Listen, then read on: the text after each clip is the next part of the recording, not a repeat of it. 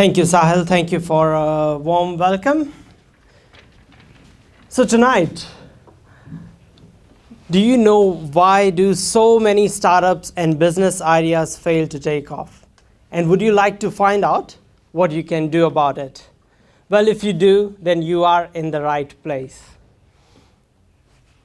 My name is Sam Kamani. I am CEO and co-founder of ProductDone. At ProductDone, we build software for young entrepreneurs, tech startups, and SMEs. I'm also co-author of this book, The 30-Day Startup. It's at best, it got to number 4 in Amazon in its category. So tonight, I'll be giving out a couple of copies for free. So keep your eyes and ears open. At the end of my speech, I'll give a couple of them out.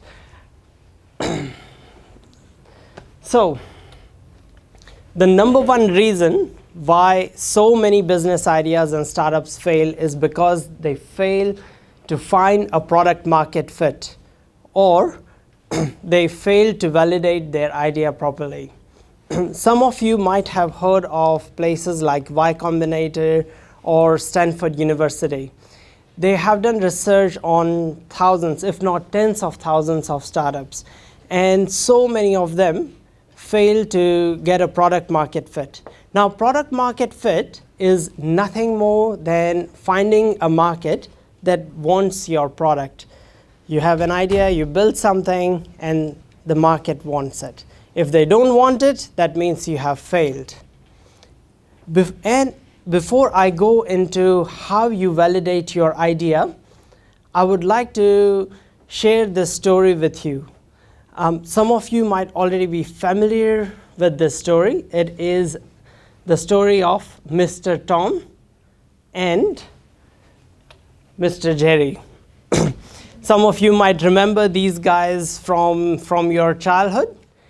Now, Tom wants to catch Jerry, and he has all these weird and wacky ideas, all these wonderful ideas of all these contraptions and different sort of things and cages and traps and explosives that he can use to catch Jerry.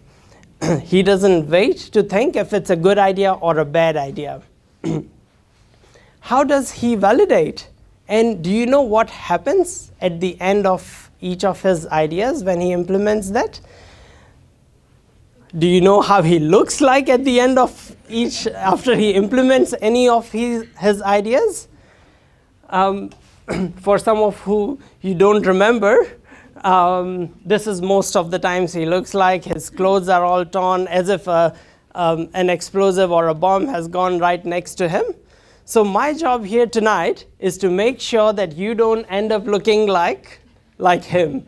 And believe it or not, a lot of startup founders end up looking like that at the end of their startup.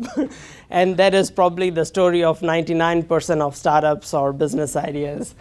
So then, how do entrepreneurs like you guys who have ideas validate? In my experience of working with startups, I've had 2 exits in past. I've worked with a number of other startups. What I have seen is that there are 3 main flavors of entrepreneurs. And even sitting amongst you here, you would fall in most likely in one of these 3 categories. You can say, and you can probably gauge yourself, which one are you? The first flavor of entrepreneur is never say anything. So maybe you are here, you have an idea, but you have not shared it with anyone. Maybe you are afraid that if you share your idea, someone is going to steal it and make $1 billion out of it. But hey, I've got a news flash for you. Ideas are not worth anything. Ideas are dime a dozen. Ideas are not even 1% of inspiration, and the remaining 99% is perspiration. So if someone is ready to do that perspiration and work on it for the next 10 to 15 years, then hey, good on them. And guess what? Most ideas change. They keep on changing. They keep on evolving. So there is no point in holding back. If you have something, share it with people. Go and talk with people in that industry. Then there is the second flavor of entrepreneur or a founder. And maybe it's you here, and that is who seek only positive feedback. Now that could be knowingly or unknowingly. And this is where I was quite a few times. For some of you, it might be your best friend or your mom, because you know that they're only going to say nice things about you, because they're going to say, oh, you're the most beautiful person in the world, you can do nothing wrong. So, so yeah, that's who you are, because you know that when you tell them, they want you to succeed, so they're only going to say nice things. For me, I would try and not share my ideas with my wife, because she will give me the truth and I cannot handle the truth sometimes. So maybe that's the reason why you share, but that's the second flavor. And then there are the third flavor of founders and entrepreneurs. And I'm sure some of you are here who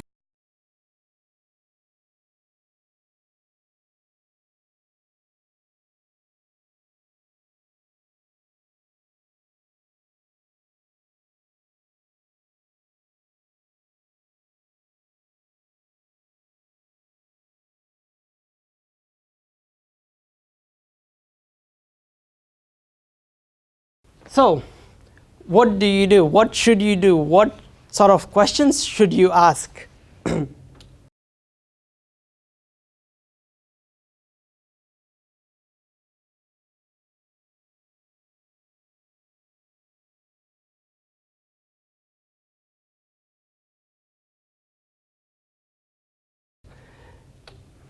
First one, talk about your business ideas, about the problems you want to solve.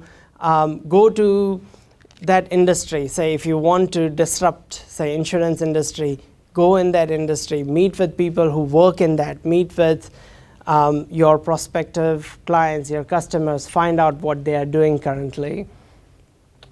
Number two, this is the most important thing, and if there's only one thing you can take out of what I'm talking tonight, then let it be this, and that is talk about the problem and not your solution or not your idea.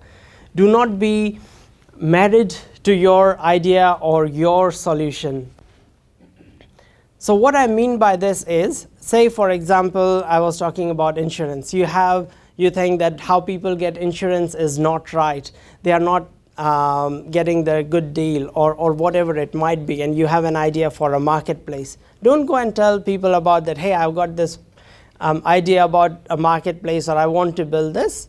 No, that is not the way. What you do is you go to those people, your prospective clients, and find out how they are getting insurance currently, or what they are doing to solve their problem currently.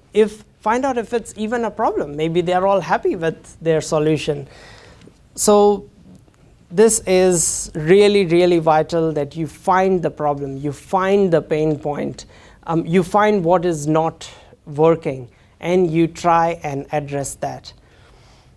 So that is what happens when you, and then now what I want to go into point number 3 is what happens after you say you have found a problem, you have found some pain points, is you test your idea. How you test your idea is you do not need to build the full solution. You want to test the demand. You want to test that the market exists for this. So what you would do is you would build, say, for example, a landing page, run $10. I mean, it costs nothing to build a landing page on Wix or one of these landing page places. And you'll run $10 of Facebook ads, see if the demand even exists. You ran these ads and you saw that no one even wanted to sign up. So you just take pre-sign-ups, or you you fake it till you make it. So you say that, hey, we've got this product, and once people sign up, you say, we are working on it, we don't have it ready, but we will let you know as soon as it's ready, or take pre-registrations. And that way you can build a landing page MVP. You can test your idea really, really cheaply. If you want to go one stage further, that's when you do something like a Concierge MVP. And in my book, we've got a few examples of that, of a Concierge MVP. By a Concierge MVP, or by a MVP, what I mean is a minimum viable product. So in a Concierge MVP, you would solve the problem yourself. So on the front end, on your website or on your app, it would show that you've got this same food delivery service like Uber or something. But at the end, back end, there's no algorithm, there's no product. It's just you going around in your Suzuki Swift, you buying the things, delivering the things, and you test the idea. You see there is even a demand exists. And you would not believe so many multi-billion-dollar startups have started like that. DoorDash, which is a bit like Uber Eats, started like university students like some of you guys here. And this is what they did. They would be in a class, they would see someone wants to eat pizza, and then they would immediately leave the classroom, go and buy the pizza themselves, drop it off. And they kept doing that for a few months until they proved that there was demand for it. Once they proved there was demand, then they started building the back end, then they started building things on it. And that's what you do. Once you prove, then you start building the functional. But even in the functional, you solve one problem first. You do not try and solve every single problem. That could happen later on. And that's why it is called MVP. It is minimum viable product. If you are writing down, you should underline minimum, which is you are just building the minimum. And in fact, removing features is really, really powerful. I'm not sure if some of you remember, but those who do, before Google, there was Lycos, there was Alta Vista, there was MSN Live, there was Yahoo, all these search engines. And if you go to any of that, they would have hundreds of links. They would have weather, politics, sports news, all sorts of things, and just search a small thing. Google did the other way around. They removed everything and they just kept search. So removing things can be as powerful as adding features. So you want to solve one pain point, or you want to solve one burning problem, and just solve one thing first and test it out. So yeah, so that's about testing your your idea.